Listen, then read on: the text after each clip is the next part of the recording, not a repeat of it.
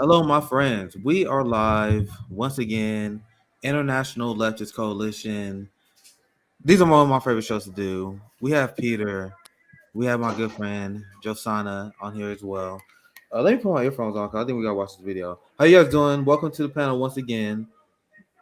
Welcome, Peter. Josanna, what's up, guys? Nothing much. Nice to be here. Hi, So, nice to be here with you. almost there we go. So I had to get my earphones on because I want to show you guys this. You guys see the title of this video. And something a theme that I have covered and I have hit on is the depravity of the ruling class and what they are allowed to get away with. They always want to say, "Oh, you have black people or you have brown people who are violent, unhinged characters." Meanwhile, if you look at the ruling class, they run sex uh, rings and sex organizations. We've seen very influential people get caught up in this kind of stuff. We see the culture of depravity in Hollywood. All this is cheered on with the ruling class. And one thing that always struck me, I have no idea how they were able to get away with it. And with that said, we also have my friend Dr. Karim Bettache. Thank you for Hi joining there. us. We just got started, so this is perfect time for you to jump in. Thank you for everyone who's watching as well. I always highlight the depravity of the ruling class.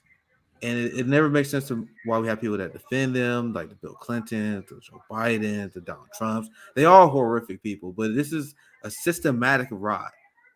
A systematic rot that, as you guys see this how this live is about, the Catholic Church plays a very large role in this. And we were talking before, I'll never understand how they're able to get away with what they have. I mean, this has been a long-standing thing. I mean, what we're about to cover now is like revelations that we knew for decades and decades. There were giant revelations made in the 90s about the massive coronation of pedophiles in the Catholic Church and how they siphon them to other countries, which is very relevant in this story. I'm going to cover this very shortly. But before we get started, I want to show you guys this video just in case anyone who's not 100% aware of what I'm talking about. There was a giant probe, one of the largest probes into the Catholic Church, and this blows me away to this day because a new report shines light on the massive problem in the French Catholic Church. By the way, not just France, I'm gonna cover that here soon. Over 200,000 minors were sexually abused by the Catholic clergymen from 1950 to 2002. By the way, that's one country. That's what shocks me. And do not get mistaken, this is not just a French problem. And I'm going to explain that here very shortly. But that's when I first saw the headline, I thought it was like a worldwide probe. Then I saw just France, 200,000 minors. Let's watch this video to get some more info. And then I'm going to ask you guys what your opinions are on this. Can you guys hear it?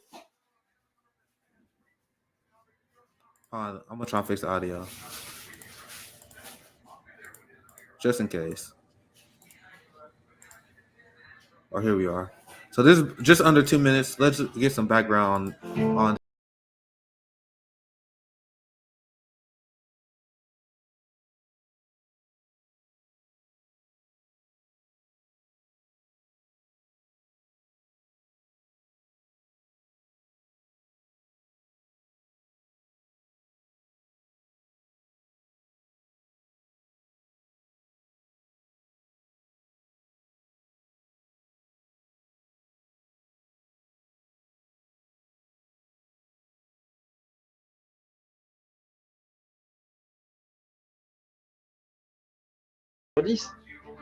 dont les faits sont tellement anciens que prescrits, donc ils ne peuvent plus recourir à la justice civile, à la justice des hommes. Donc que fait-on pour ces personnes-là? Et nous, ce qu'on attend, c'est une réponse de l'Église à la mesure, à la hauteur de ce qu'ont souffert ces personnes. Et ce n'est pas simplement quelques milliers d'euros, comme ça, avec un petit forfait, allez, on passe l'éponge. Non, c'est finalement une vraie indemnité.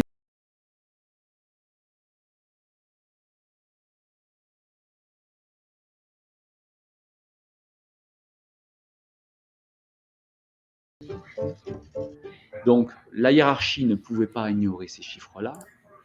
I'm trying to put that into perspective. I want to make sure I heard that right. They said that's 70 victims per abuser. That's wow. I just want to make sure I got that correct. 70 victims per abuser. Donc, la hiérarchie ne pouvait pas ignorer ces chiffres-là, elle était au courant de tout. Et pour moi, il y a d'un côté les agresseurs, mais il y a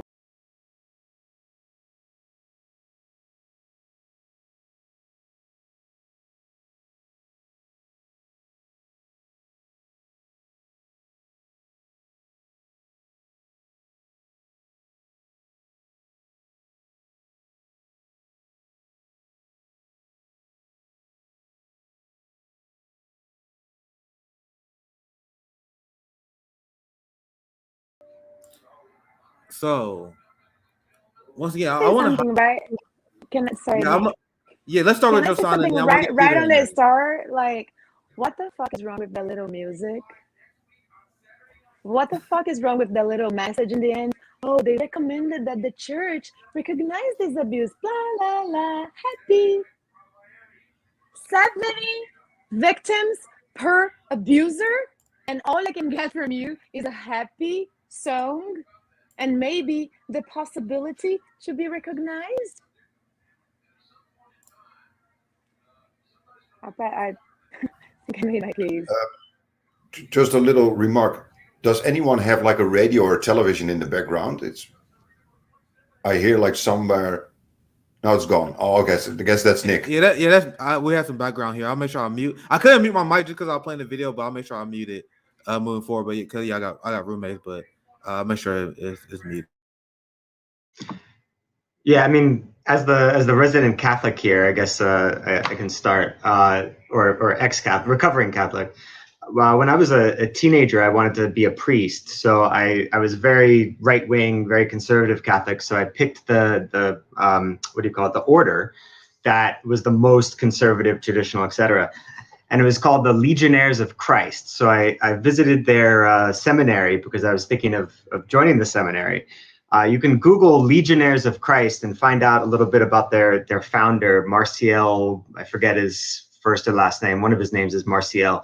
But he was a prolific abuser of both male, female children, also I think young adults as well. And because he was so right wing, and not just right wing in terms of like interpretation of Catholic dogma, but also politically. So he was very much against liberation theology all throughout Latin America.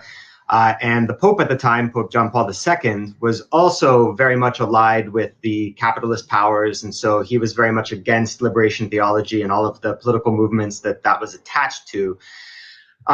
So yeah, you've got this very disgusting, weird connection between people on the religious right within the Catholic Church, also allied with the political right, and this kind of abuse. And so I guess this kind of brings up a deeper discussion about how power, the kind of spaces that the acquisition of power opens up for all sorts of abuses. Yeah. So I don't know, maybe Nick wants to say something. No, I'll about pass it to you, Karim. Go ahead. Yeah, so I think Peter says something very important there, and that is what absolute power does to people. And I'm glad that Fred Hampton Leftists actually pays attention to this, because somehow on Western left spaces, I've noticed this for a long, long time. Sexual abuse, in particular, coming from the West or as a problem of our societies, seems to be in general ignored. We talk about war, we talk about police violence, physical violence, but the sexual aspect is somehow a taboo, which is a serious, severe problem of our cultures.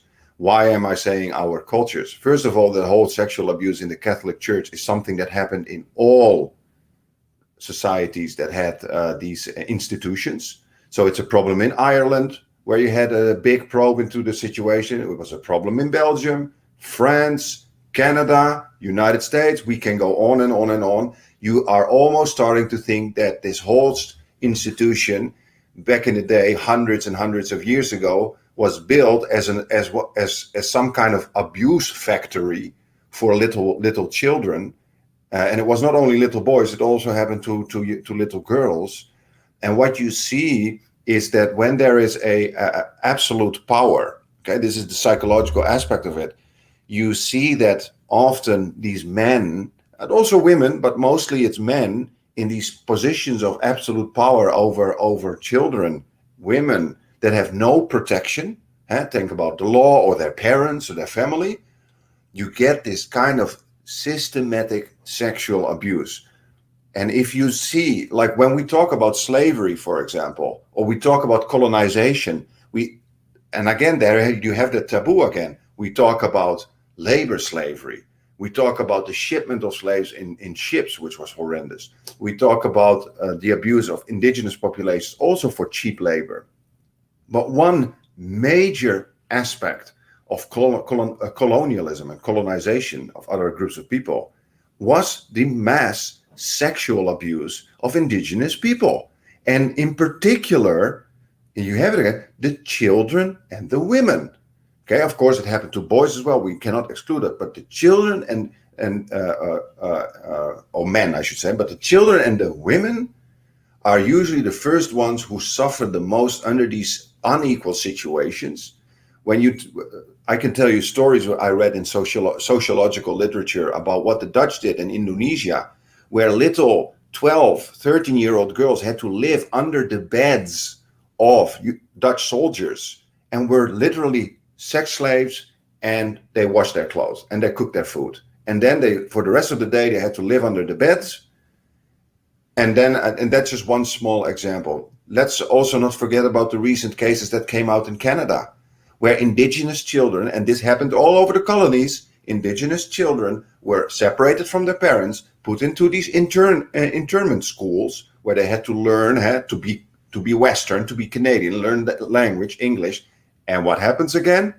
Mass sexual abuse. So what frustrates me the most is that our societies are so good at pointing out to other societies. Oh, they are sexually depraved in the Middle East. Oh, they sexually abuse people in Xinjiang, China. This is all projection. Sexual abuse, mass sexual abuse of children and females is a serious problem within our own societies, within our European Western culture. Okay, and that has to do with that power, okay, that power of capitalism, that cultural power you saw in colonialism, that absolute power over other people, and that turns into sexual domination, and what Nick said very well, a kind of sexual depravity. Well said, Kareem. And this sexual depravity we see shakes many of our institutions, and it propped up by people of power. And we cover the implication of imperialism. And now looking at this French Catholic Church story, it's very damning because three out of five of the French population is part of the Roman Catholic Church, right? The French occupied and had territories in 8 different countries in West Africa. And looking into the story, you guys know the Catholic Church, when it was caught committing sexual crimes against kids, the Catholic Church, especially in France, they would just relocate these sex criminals and cover up for them. So what does that mean? And this is the case in the French Catholic Church, where you had massive amount of cases being reported to the church. So it's not like these cases are not being reported. These cases are being reported to them, and then these priests was sent to Africa, to West Africa, and these lands that France colonized. They were sent there, and then they continued to sexually harass African boys. Now, I don't think this is, maybe it's on purpose, maybe it's not, but a lot of media pretend like, oh, this is crazy France thing that is happening right now. There was just a story. I'm gonna see if I can find it. I found a New York Times article, but I'm like blocked out of it. But there was a story that the Catholic Church covered up. There was over 1,000 kids that were molested in Boston, in America. There was a sex ring that was discovered in South America. So this is a global problem, And by the way, this is a problem of the ruling class as well. This is why it will have people like Harvey Weinstein, Jeffrey Epstein thrive in the highest levels of society, because this is something that Exactly. is widely acknowledged. You have people that say they knew what Harvey Weinstein did, but Harvey Weinstein was still close friends to the Obamas. They all know the crimes of what they are doing. Like you had Democrats that attacked Trump supporters. They were like, "Oh, Trump was friends with Jeffrey Epstein." Then you had Trump friends that like, "No, actually, Jeffrey Epstein was friends with Bill Clinton." Why aren't you guys making the connection that it's a giant club that they are both guilty of? And you ain't. Yeah, you're not in it. They all agree with such crimes. But I'll pass to the panel. What's your guys' thoughts before I move on to the next part of the story? I just, before you go on, I just cannot not make the relationship in between Catholic Church and white supremacy. I'm sorry. They're deeply interconnected. And the Catholic Church was always the excuse to invade other countries. So it's also deeply connected with imperialism. And that's how we learn just right now that imperialism and white supremacy are the same fucking shit. Very academic, Karim. And then, and then we go to the point where we see the invasions. I'm not ever gonna call that occupations. Those are invasions around the world. And you see that recently, white supremacy elected its friend, not recently, I mean, a long time ago, white supremacy has another friend that they elected, and they call it a religion, Zionism. And with that, they create a country that doesn't exist. Israel isn't real. And they bomb Palestinian kids, and they abuse Palestinian kids. And for these people in power, for these friends of the devil, children are like a rare meat. It's just like your power is limitless. And you can get everything you want with your power, with your white supremacist power. So that is to show that no life has no value if it's not in their club, right? The white supremacist club, the making the machine that's destroying everybody in the world run. And then you have the children in the cages in here in the US that disappeared to serve as dishes in this club, because undocumented children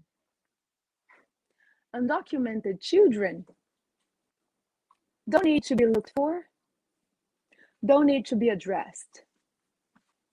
Yeah, I think you say something very good there, Josanna, and that is that I've read that too, and I've actually, and I won't mention names, I've actually emailed multiple big leftist names in the internet sphere to start paying attention to the mass sexual abuse of children of the kids in cages at the US border. And sorry, Josanna, you're muted. These are children of color. These are black children. They don't care. Right. Like the cases in Africa, that in West Africa that Nick just brought up. Right. And I've mentioned it to multiple channels. I even got replies from some of them. I won't mention the names, but who said like, "Oh, if that's really true, we will pay attention to it." Never happened. Again, there you have that taboo. It doesn't get clicked. It doesn't get clicked. Yeah, well, I also think it's just too much to handle. That is a problem of our societies. And I noticed that I think you say something very good, Josanna, and that's the linkage between white supremacy and the mass sexual abuse of non-white children and women and men.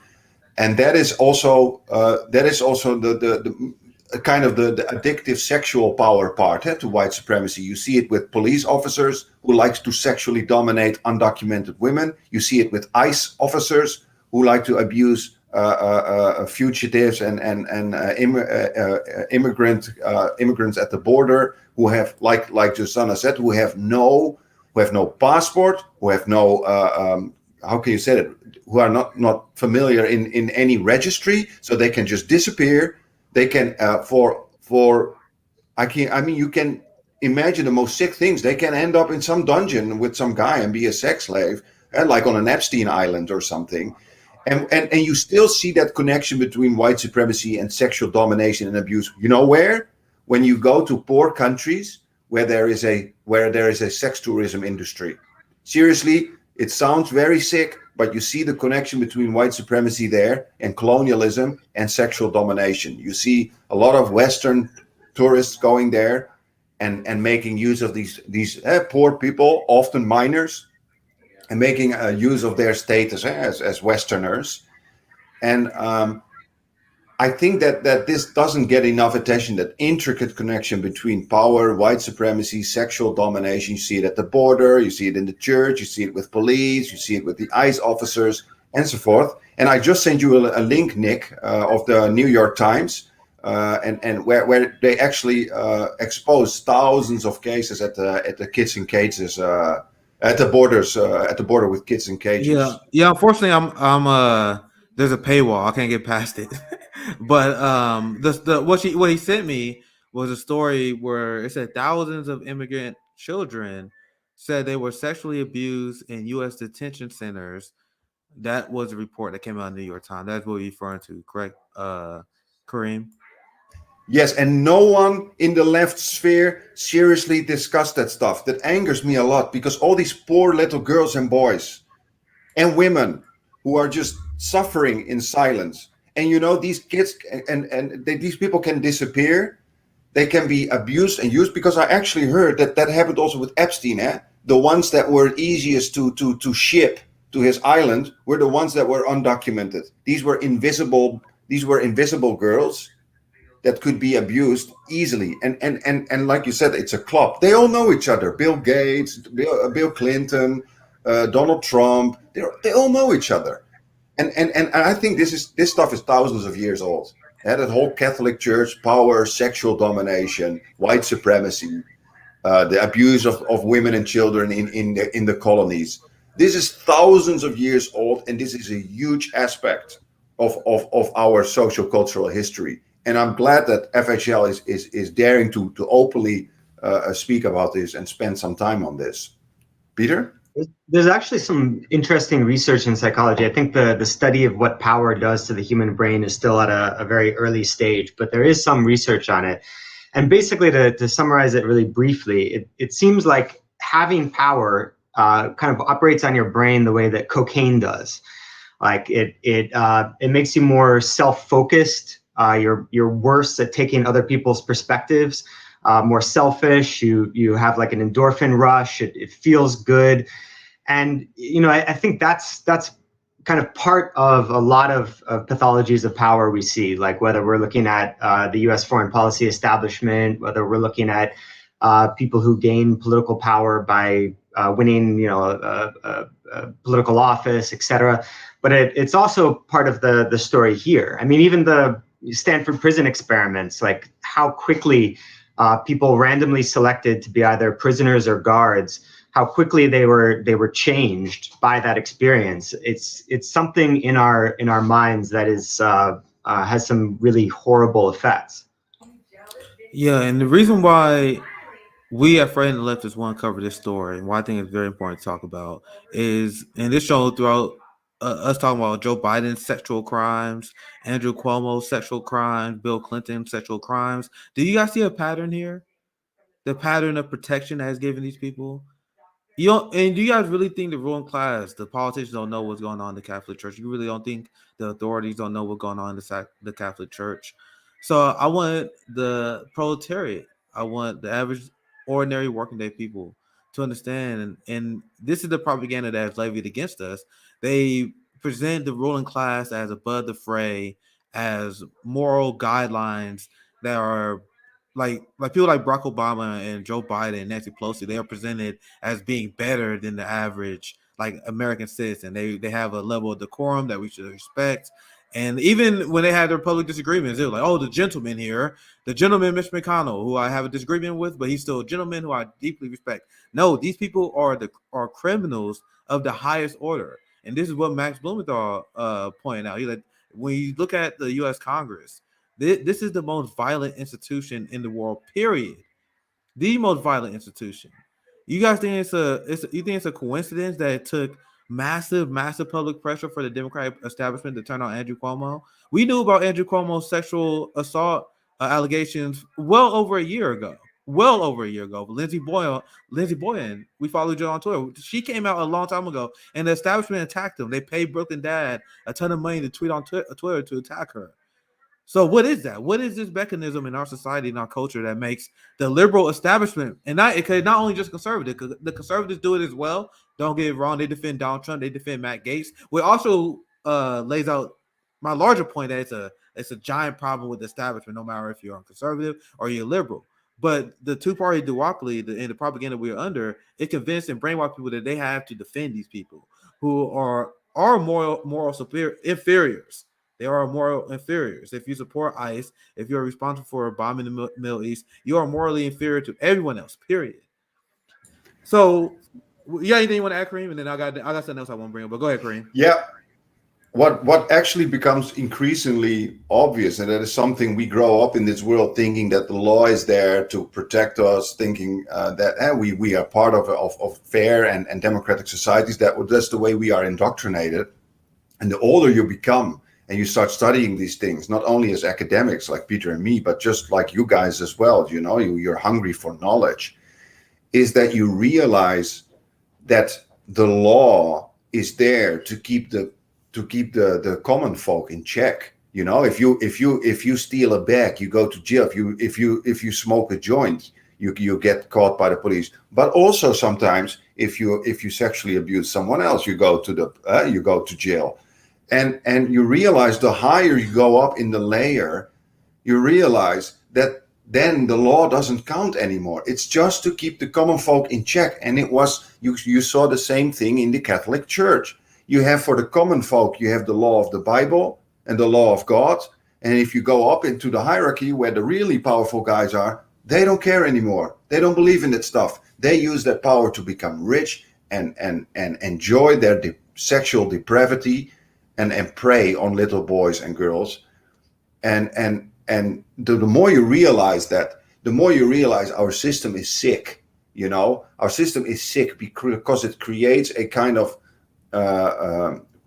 small powerful group that is above the law, that is above rules, norms, and values, and can do what it wants. And why do they so much enjoy? Why is pedophilia such a big thing? I always think, and I think as a psychologist, I wonder, why is pedophilia the thing that seems to be the most attractive aspect of their sexual depravity of these powerful men?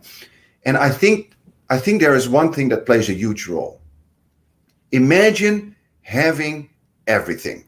Imagine owning life. You own islands. You own rockets to the moon. You can buy everything you want. You can buy women. But there's one thing that is not accepted. That is actually the one thing that you actually are not allowed to have. That are children, minors. That is something that is morally so unacceptable in a way. That's the only thing a rich man cannot really openly have and buy. So it becomes attractive, And I think that combination of absolute power over innocent children, that sickness in the mind, plus the idea that that's the only thing you're not allowed to have, creates that disgusting depravity you see among all these rich, mostly white men. You know what I mean? And I find it so disgusting that we keep pointing at other societies. We always project. We project imperialism on China. We project sexual abuse on other cultures. But in the end, it's just a deep sense of projection of a problem we have in our society, a deep rot. And I like what Chris Hedges always say. Chris Hedges always says, he is someone who mentions that sexual depravity of our capitalist societies, that depravity of wanting to dominate and oppress and abuse women and children, in the sense that you also see that in porn, that oppressive kind of sex, that squeezing of the neck, that slapping, that hurting of a woman, that is so deeply entrenched into our sexual lives. And he relates that to capitalism, to that kind of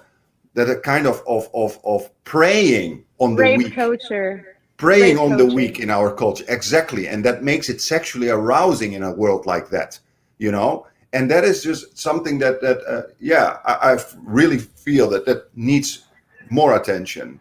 That was so well said, Kareem. I'm gonna get Josanna in here, but one good point that you made that was very interesting, I've seen a lot of people look into, is why do the ruling class do these insane sexual crimes? And I've seen dialogue that was discussing this around the Jeffrey Epstein thing when that become public knowledge. Like, why you have the most powerful, influential people taking flights to have sex with children and sex slaves? And what Kareem lays out is actually so on point, because it's been theorized that, once again, if you're a wealthy millionaire, billionaire, if you're a celebrity, a lot of these celebrities be caught up in it on these sex crimes, and they create sex codes like R. Kelly. I'm gonna cover that here very soon. When you have the world given to you, we have people just worshiping you, and that's not even just celebrities. If you're a CEO, God damn, people always want to text me while I'm live. But when you're a CEO of a massive company, it's just like a celebrity. You get your ass kissed too, right? So when you get your ass kissed everywhere you go, you got servants giving you everything you want, and you got butlers, you got chefs cooking you meals. I can't even imagine a life like that. You got everything you want, and what Kareem says is amazing, because people, they get bored. People get bored. It sounds crazy. You can be a superstar banging hot women all day, but you will get bored doing that because you want to bang someone who don't want to bang you, because that's thrilling. You want to rape someone. That's what Harvey Weinstein did. This is the craziness of the ruling class, and that what Crane brought up. But I want to bring Josanna in because I want to get your input. I know you wanted to say something earlier, but great point, Crane, because I would love to explore that more, because I really think that's a powerful point, and that speaks to the depravity of the ruling class. They just need a thrill. They need something, just like a serial killer, where they go from killing animals to killing people. They just need that thrill. That's what it is. But Josanna, you have anything you want to add to this conversation? And I got something else that I want to cover regarding the story. I just want to say that, like, yesterday I asked this question to people that want to be a billionaire. Why? I always say, like, when Nick, we were having this conversation before we went live, that I'm too much in Twitter space lately. And my question is always like, are you checking yourself out when you call yourself a revolutionary? Because we are the same. We belong to the same source. So if you think that revolution is you winning over the powers that be right now, and when you get there is your rule, check yourself out. You are being as capitalist and imperialist and chauvinist as the oppressor that you're fighting. So sometimes we are just choosing to be like the oppressor, because when you want to be a millionaire, a billionaire, and you want to have that life, you're secretly desiring to be the oppressor. You're not desiring to beat the oppressor. You're desiring to be it. And that's where you have to check out and heal yourself. And why powerful people do that? I'm not interested. I'm interested in biting their heads off because they did that. I'm interested in opening that motherfucking cage with my own hands because they did that. I'm interested in ending this illusion of Israel and giving back Palestine's life. I'm interested in those children that live in this war zone or have to grow up in a cage because they will only get court time in the US when they are 18, that they have a childhood, that they are being denied. So why the powerful people do that doesn't even matter to me. I just want them out. And Western imperialism, aka USA, is enslaving the whole freaking world. And now that the veil is out, that you have more access to information, that you have channels like FHL in books, that you can create your own critical thinking and thinking of that, they are not even trying to hide anymore like they did before. Oh, we are heroes. Check about its children for lunch. My mom used to say that. when I was 16 years old, got Che Guevara's biography, and she was desperate. She was like, he eats children for lunch. Because that was the propaganda that she heard when she was young, in the time of the military government in Brazil. There's a And projection. guess who? There's a projection. Guess who is it? Guess who is eating children for lunch for real? For real. And yeah, so I don't care why they do that. I just want to take them down. Yeah, I wonder, because like human sexuality is so weird. Like it's all over the map. If you read like sexology research, like humans are the most diverse species, sexually speaking. Remember, I went to a magazine party for the sex worker magazine Spread. I met a dominatrix there, and I was really curious. I was like, "So, who are your clients?" And she was like, "Oh, it's great. Like they're all that Wall was Street the reason, execs." Peter. That was the reason. Sure. No, I was really curious, because I don't get like the whole like, you know, S&M thing. So she said all of her clients were Wall Street executives, and in her understanding, the reason for that was, you know, during the day they have absolute power. They've got everyone kissing their ass. They've got, you know, they can move industries here and there. They can destroy jobs. They can create jobs somewhere else. Like they have so much power during the day that they, you know, their way of, I guess, coping or balancing that is by being dominated sexually. So I don't know if it's like all the time that power leads to predation on other people, but I wonder if instead it's more like, so, you know, psychopathy, like psychopaths, the fundamental thing about this disease is the natural ability to empathize with people, which is the key thing that kind of makes humans human. That's how we were able to cooperate so effectively. That part of the brain is defective. You can't empathize with people. That just doesn't work. So I wonder, another aspect of psychopathy is that you tend to be attracted to power. So I wonder if a lot of people have said this, it's very likely that psychopaths are overrepresented in positions of power, whether it's political power or economic power.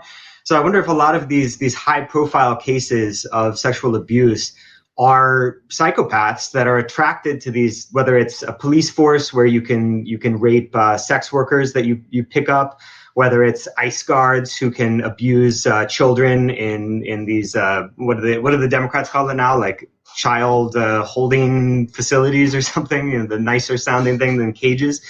The I wonder overflow facility, something like that. Right. That sounds so much better. Freud has a theory, right? That's why I'm like, check yourself out, revolutionary, check yourself out, activist, check yourself out, leftist. Because especially if you're born and bred in a Western imperialist country like this one. Freud has this theory that he says, like, psychopaths, as you said, psychopaths cannot be empathetic, psychopaths don't feel guilt. The average person is a neurotic. And the thing that the neurotics want to rid themselves the most from is the guilt. They feel guilty all the time. So if an average person punches you in the face, they'd be like, oh, fuck, I lost my cool, I punched Peter. And like they go into the cycle, I mean, us, I hope, into the cycle of guilt. And there is this subconscious. And when we say about why do you want to be the machine that's killing you right now, in meaning like billionaires and supremacy, there is this secret desire to not feel like that anymore. So there is a secret desire to achieve that psychopath position where I won't be empathetic with the other suffering. I won't feel guilty. I would just be like that. But it is a freaking subconscious and unconscious desire that plays itself in our conscious differently. So it creates this cycle of a bunch of neurotics defending like billionaires. Oh, but Elon Musk worked so hard. What's the problem with working harder and being a billionaire? No, he didn't. There's no such a thing as a billionaire that ever worked hard in their life. But you just have that secret identification and desire, because you were an average Joe, to be a psychopath and do not feel guilt and do not empathize. So we actually, in our society, we worship psychopaths. Yeah, and I think we also have to watch out with something, and I think that's also a psychological tendency of us. We tend to pathologize everyone who is not who does cruel things. Eh? So we tend to say, oh, they are psychopaths. The danger with saying that they are psychopaths is that in a way we divert the blame from themselves to a kind of psychological disorder. That has two reasons why we are doing that. One, because it gives us the feeling that, okay, these people are different than us, you know. And secondly, it actually takes away that anxiety, what you were talking about, that it actually can be any of us. So for example, there's one thing I really like about what Jimmy Dore sometimes says about cops. He says cops are people who either bully or got bullied. So these are two very different kinds of people, but they turn into cops, and they turn often into monstrous cops. What I'm trying to say is you don't need to be a specific psychopath to become a sexual monster. I think that's the scary part. I think it's in anyone or most people, once they become they actually turn into sociopaths by living in an environment where they have absolute power. They don't need to consider other people's feelings anymore. They are bored with their lives, like Peter just said, or Nick. You know, you can do anything you want, and absolute power after a while seems to eat away at your moral compass. You know, if you read about what happened during colonialism all over the world, in every province, in every country that was colonized, Malaya, Indonesia, villages in Hong Kong, you know, that were Christianized. I mean, you just start to wonder, is it really just a psychopath problem, or is it something that is deeply rooted in us as human beings, that we can be beautiful, warm, caring people, as long as that context creates that in us, you know, the kind of society we have, the way we treat each other, the way we grow up. Think about certain tribes, you know, in the Amazon forest that are really, really how can I say that in English? Sociable tribes, you know, where there's very little quarrel and fights. Or we can turn into monsters depending on another context, you know, predatory capitalism, competition, hatred, war, power, you know. And I think, yes, psychopaths have an advantage in a capitalist system because psychopaths don't care about stepping over bodies. So they often get into positions of power. We have that sense of anxiety and guilt. Josanna said that very well.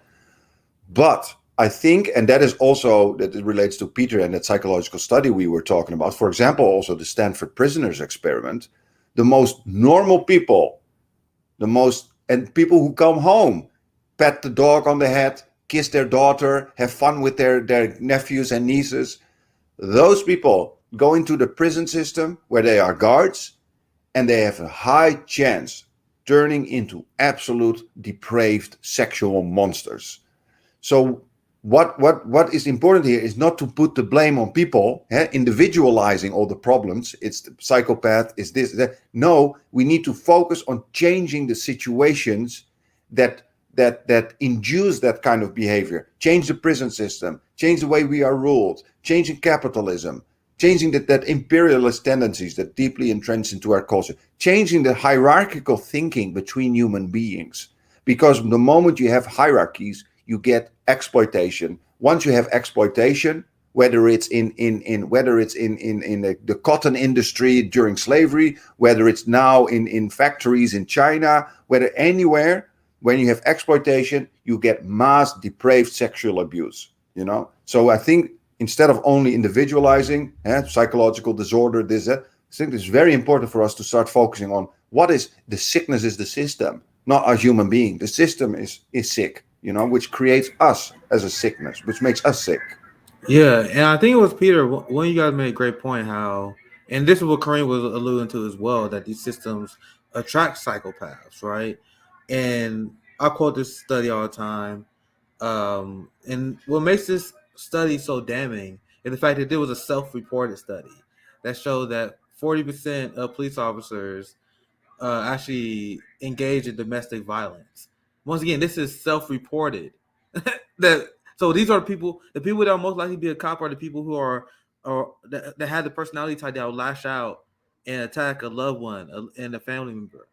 The people that would be a cop are the people that most likely will use the position of power in order to sexually assault people. I was looking at numbers now. This is a great article from Washington Post, how some cops use the badge to commit sex crimes. And I was doing some research, and there was another study that showed 600 cops was arrested over like a 3-year period. And it's like, you guys realize how crazy that is? Because the amount, and this is what the study also concluded. It's like, bro, the amount of sexual assaults that actually like even investigated from cops, let alone that leads to arrest. So if there's 600 arrests for cops that rape people, that means imagine how many that wasn't even investigated, wasn't even reported. So this is a massive epidemic. You see female prisoners talk about this all the time. I was sexually assaulted while in prison. I was sexually assaulted while I was arrested. This is a giant problem that, like, please, there's no accountability done that towards them. And that what the study was saying. Like, bro, if you're raped by an officer, where you go to? The officer? No, that's not how it is. This is how the system of power continue to uphold themselves. And when speaking about let me put Josanna back in. Oh, I think she's coming. We were talking about the Catholic Church earlier, and there are a lot of questions how they able to get away with a lot of this stuff, right? And I'll share with you guys how they relocate priests to South. They went to South America. They went to Africa. They preyed on orphans, disenfranchised children, and poor children, because these are not the children that the ruling class and the law enforcement establishment, whatever that is in that country, is going to care about. And this is a point that Karim Bettache made in some form in this discussion. They go after the people who have no power. That's how they get away with it. In the ruling class, they are class loyal. These people are power loyal and they are class loyal. So they will protect each other. We see that. Remember when the liberals were like, oh, we're gonna arrest Donald Trump, and now they're like, oh, we can't. We actually not gonna do anything. Oh, we want to put George Bush on trial for his crimes. No, we're not gonna do that. They watch each other's back. At the end of the day. I want to share this too, because we talking about the crimes of the ruling class. Let me find the tweet here, because the ruling. What I'm talking about the entire class loyal system, and you guys gotta understand that Hollywood and the music industry is part of this establishment. They are part of this ruling class that is massively responsible for sex crimes that get covered up. That these people all know that this is going on, but that the ruling class continue to work with these people. Once again, this is the best example is Harvey Weinstein and Jeffrey Epstein. Now, this is something. Once again, this is more of a fun part of this discussion, because I'm very interested to see how this is gonna play out. Hold on, wait, let me share it. I'm not going to cover the whole R. Kelly thing, but R. Kelly, once again, another famous person running a sex cult. You know what I mean? So, but everyone knows the sexual depravity of Hollywood. Once again, we talk about that all the time, the sexual depravity of the ruling class. Everyone knows that, and this is widely known, especially within the rap community, like the amount of producers that fucking will hook up like with the talent and the artists, right? And pretty much the rapes that go on in Hollywood all the time, the sexualization of the talent. And R. Kelly apparently raped Aaliyah and performed oral sex on her when she was a teenager. Just for example. And these kind of stories are levied everywhere in Hollywood. R. Kelly has been sentenced to 100 years in prison because he ran a sex cult, and the evidence was overwhelming, and they finally got him. Right? And R. Kelly reportedly plans to snitch on fellow celebrity pedophiles. So once again, the point I always want to highlight when we talk about Epstein, Harvey Weinstein, R. Kelly, these are the people who got caught. Bill Cosby are the ones who got caught. Can you guys imagine? And once again, these people are famous and influential people in Hollywood and mainstream culture. Do you imagine how many people are going along with this? How many other people are being abused who do not have the situation that led to Harvey Weinstein being caught? Josanna, do you have anything you want to say? Yeah, I was just talking to my friends that are now frustrated at me. But I would never not be here. Yeah. About the thing that the three of us, we are all actresses. and we were talking about this red carpet culture that we actually hate. Like, I was in TV and film in Brazil. I fucking hate that. Like, strike a pose and many cameras, and then you're like doing something and people are on you. It's ridiculous. I love the job though. I love to live another life, to play a part, to be able to do, like, discover those personalities in myself as an actor, as an artist, as a creator. I love that. And I was talking to them like, can you see how, like, art has been with us since the world is a world? As cave people, we would hunt, we would wear the head of the hunt, we would tell the story of the hunt, we would paint our caves with the story of the hunt. So art is a natural expression of a human being. So it's with us. Celebritization, though, is created. It's created to distract. So you start creating the whole cult in the 50s, 60s, the old Hollywood glamour kind of situation, exactly the time when the US was losing the Vietnam War, exactly in the time when the US was sponsoring military governments, military dictatorship that killed hundreds and billions of people all over Central and South America. Exactly the time that the US lost Cuba to the Soviet Union over the Cold War. You have celebritization, so people can watch TV and be propagandized and enslaved by the impression of beauty and glamour. But you do give the average Joe, the celebrities, some kind of power because they're here, they're in the camera, so they're like seducing and they say stuff and you identify yourself with them. And you create this ongoing cult that is still, because how many celebrities were working for Biden to win? Biden is a well-known rapist. He raped and abused Tara Reid, and I believe in her because I am a survivor, so I believe in the victim. Yeah, and look how he reacts every time there's a little girl. He's like, he's grabbing them and smelling them like he's like a hungry person who has not eaten for 3 He's like a hungry person who has not eaten for 6 weeks and sees a loaf of bread or something. Like, yeah, he's creepy as hell. And now liberals pretend we are unreasonable for pointing out the fact that Joe Biden is creepy as hell. Like Jon Stewart pointed out. Jon Stewart on his show did a whole skit and segment about how Joe Biden is a fucking creep. But now it went from Joe. Now they don't talk about it.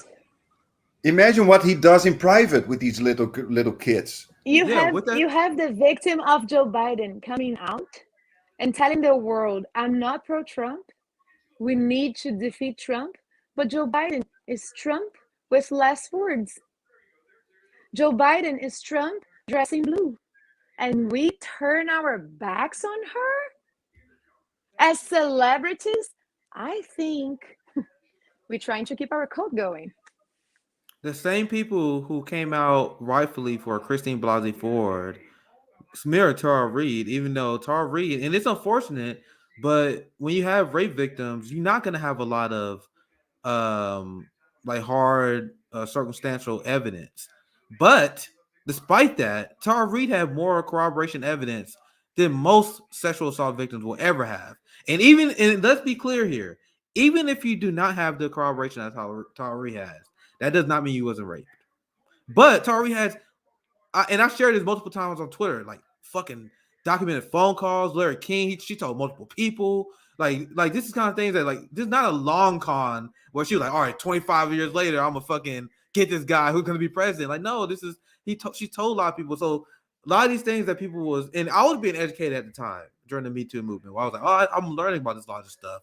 How survivors come forward, and they rightfully say stuff with Christine Blasey Ford, like, yeah, they may not have the best memory, they may add more to the story, and all of a sudden the same liberals who were educating people regarding Christine Blasey Ford sound just like Trump fans when Tara Reid came out. They were using the exact same line of talking points.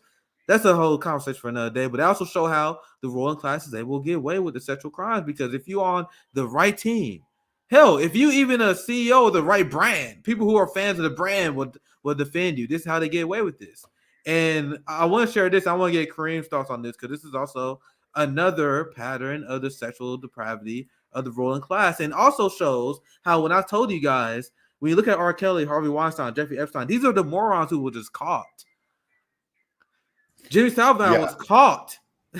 Right. But look how long it took, and I want to get your thoughts on this, Kareem. But executives turned a blind eye to the attacks where Jimmy Savile abused up to 1,000 victims on BBC premises, and executives turned a blind eye. So once again, imagine how many people are getting away with this on the top in the ruling class, and that allows these people to believe they will get away with it. But Kareem, I want you to give your thoughts on Jimmy Savile and how this connects to what we were talking about. This was a great example. You got anything you want to add? Yeah, so this is an interesting article I sent you because I think it shows, like you said, a pattern here. Huh? So Jimmy Savile, this all came out after he died, if I am not mistaken. But more importantly, so I mean, this guy abused up to 1,000 little children. He was like just a sexual devil, and he did it so arrogant. He would go to hospitals where there were sick children, and he was a famous person, so people wanted to see him. Children wanted to see him, and he would just walk into rooms with children, openly sexually abuse, and people all knew it. They all knew it. And then you will see what power does. It does a couple of things. One is that power creates that kind of sexual depravity, but also that a lot of people turn a blind eye. So they don't want to, they know it, and somehow they don't mention it. People who worked with him, people who were there, everybody were like, yeah, the Savile, he's a bit with children. You know what I mean? But nobody does a thing. And now we realize that he abused more than 1,000 little children. And what you see is that it's not simply, we have the tendency to put it on psychopathy, for example, just so to individualize it to a disorder, or we have the tendency to put it into an area, saying, oh, it's the Catholic Church, or it's the elites there, here and there. No, in capitalist system, everywhere where you have powerful hierarchies or hierarchies of power, whether it's in the sports world, think about gymnastics, whether it's in any kind of industry, the movie industry, whether it's in politics, it doesn't matter. Where you have these huge power differences, you get severe sexual exploitation of innocent victims. I think that is a very important aspect that underlines the sickness of the system that we are in, and that's why I think socialism is a much better alternative to capitalism. You know what I mean? Even on the sexual domain, Yeah, well said, Kareem. This was a great conversation. We gonna keep this one to an hour. I decided because of I heard so much good feedback from our community, and that's why I decided to make this a weekly program. And we're gonna have Asal Rod on next week. But before we officially wrap up, I'm gonna toss it to you guys so you have any last words we are on the topic. Anything you guys want to plug before we officially wrap up? Start with Peter, and then we do Josanna, and then we do Kareem, and then we go from there with Peter. So any last words, any last thoughts, and then anything else you want to plug, Peter? Yeah, sure. I mean, just following up on the last thing that Kareem said, reminded me of this book by Kristen Garci, I think her name was, called Why Women Have Better Sex Under Socialism. And basically, she looks at primarily like Eastern Bloc countries in the USSR. And she looks at like women's stories, talking about their experiences before and after the transition back to capitalism. And the basic point of her argument is that under the old system, you didn't have massive wealth gaps. So that means you don't have massive power gaps among average people. And with that, and also having childcare provided, having, you don't have to worry so much about not being able to have a roof under your head. You've got a job, you've got a house, you've got medical care, etc.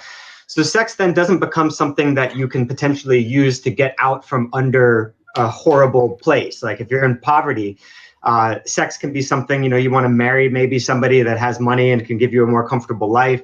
So because you didn't have that connection between your sexuality and your station in life, your power, your level of comfort, your ability to just be a normal human and enjoy a decent life, that improved people's sexual lives. They it became something that they could use for their own enjoyment, or whatever they, however they want to express their sexuality, they could actually do.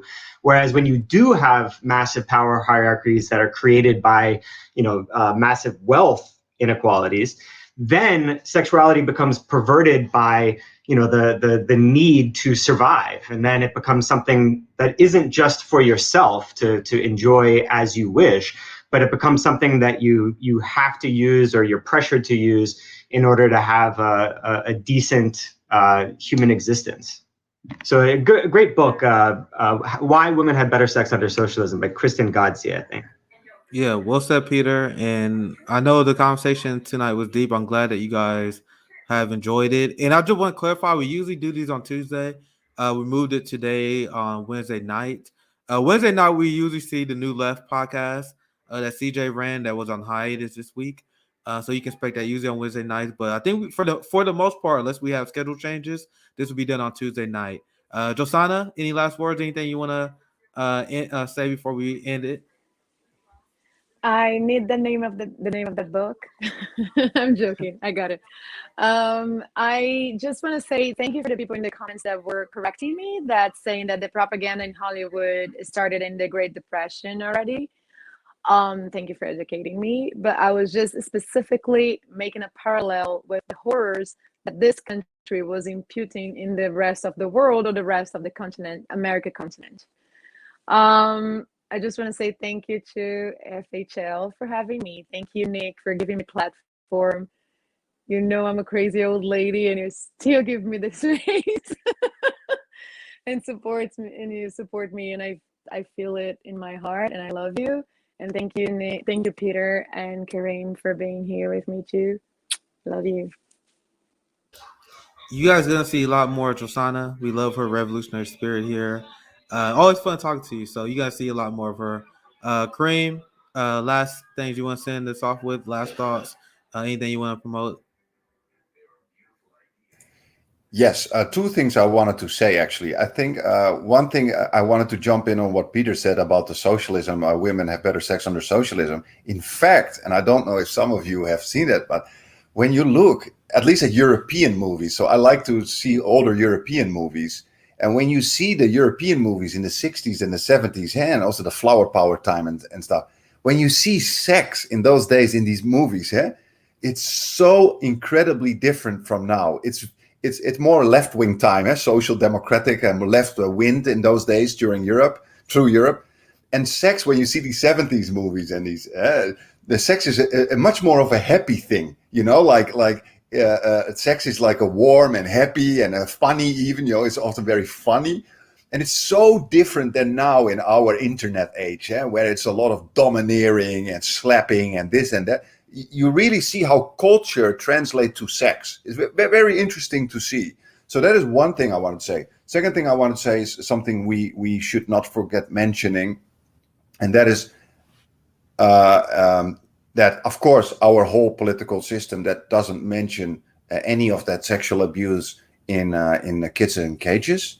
But what I also find very, very shameful is that we have a club of so-called left-wing socialist people called the Squad, in your political scene, that mention the abuse of children under Trump, and that they are silent now, while undocumented, invisible children are being abused every day, who have no help, who are suffering.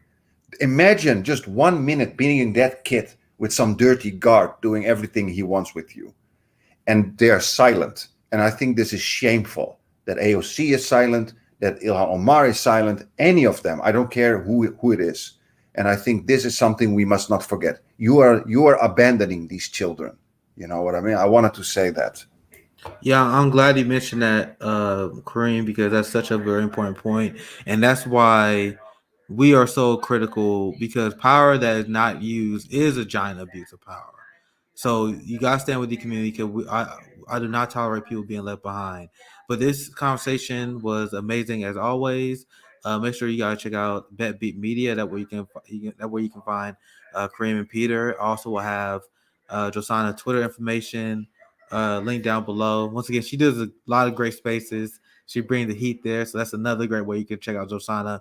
But you guys will be seeing a lot more of Josanna here. So keep that in mind. Stay tuned for International Leftist Coalition panel every week. And we will have the Fred Hampton Leftist Roundtable tomorrow at Thursday, 5 p.m. Eastern. Me, Sabrina Stabs, JB, we get together. We're going to run through some stories. So that's really fun. Hit the bell if you enjoyed. Thank you guys for watching. This Social Cinema. Sign out.